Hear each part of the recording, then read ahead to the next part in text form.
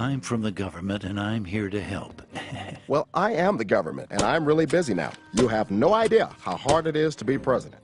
I always like to say, politics is not a bad profession. If you succeed, there are many rewards. If you disgrace yourself, you can always write a book. So, what you doing here? I'm redistributing the wealth. I learned in school spreading the wealth is good for everyone. Well, I learned from real life that it's not. What about the guy you're taking money from? Okay, so it's good for 75% of the people. Isn't taking money from one person to make 3 others happy a good thing? No, it's a very bad thing. In fact, there's a word for it. It's called theft. But it will better the lives of 3/4 of the people. Actually, it will make life worse for 100% of the people. And we call that socialism. I can't stand how all you conservatives say socialism, like it's a dirty word. That's funny. I feel the same way about how you liberals use the word capitalism. How about giving me 5 minutes and let me tell you a story? Jelly bean? No thanks. I'm good. Well, they're mine, and I'm happy to share some. That's all right, Ron. As I see it, I'm already entitled to at least half of them. That's a good one. Not long ago, there was a college professor in Texas, and he... Oh, can you make it Southern Methodist? I'm gonna have me a presidential library there one day. Sure. Yeah, right. When I'm president, I'm gonna have the biggest presidential library in history. Yeah, because yours is going to be the only one with an adults-only section. Oh, gosh. I just cracked myself up. So, the professor was teaching one day when one of his students came up with what he thought was a brilliant idea. Professor, on behalf of the entire class, I would like to go on record and say that socialism works. It gets rid of the upper and lower class. No one is rich and no one is poor. We would all work hard and we would share everything. Oh, man. Yeah, go us. Sounds wonderful. We'll be able to have private jets, right? I don't think it'll work very well. I feel what you're both saying, and I love you for it. You are both very intelligent women. You pig! Ow! It wasn't me. Socialism, huh?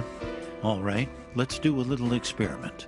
All grades will be averaged for the next test, and everyone will receive the same grade. Oh, that sounds good.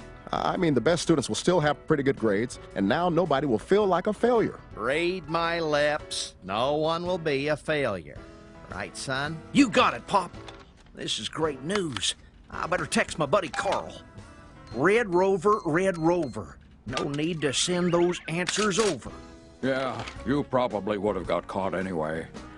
I wish I had that on tape. So, the time came to put the experiment to the test. It didn't seem like much changed. Maybe 1 or 2 had doubts. It's a very good question. Very direct, and I'm not gonna answer it. Here, I smoked it, but I never inhaled. I know, you're not a criminal, right? I have inhaled and exhaled everything. Well, class, the results are in. Everyone got a B. What? All right, go us! Bill, this is all your fault. I demand a recount. Hey, this is perfect. My average just went up. No child left behind, right? What are you doing? I'm very confused. The students who had studied hard were upset, while the students who had studied very little were happy. But when the next test rolled around, the students who had studied little studied even less. And the ones who had studied hard decided, since they couldn't make an A, they wanted a free ride. So they also studied less. The second test average was a D. Happy.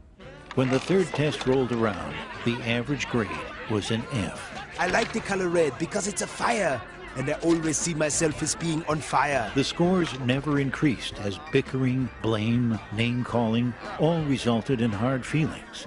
And no one would study for anyone else. To their great surprise, all students failed. If you think I have worked all these years to let Herb ride on my coattails, I did not cause this. This is not my fault. I can't make a B on my own. You see, class, socialism doesn't lift the bottom up. It tears everyone else down. That was a stupid idea. I could have told you that on tape. Wait, I think I did. Who came up with this idea anyway? I'll tell you who came up with it. The new kid. Ooh, let's get him. Let me be clear. Get him! Never mind.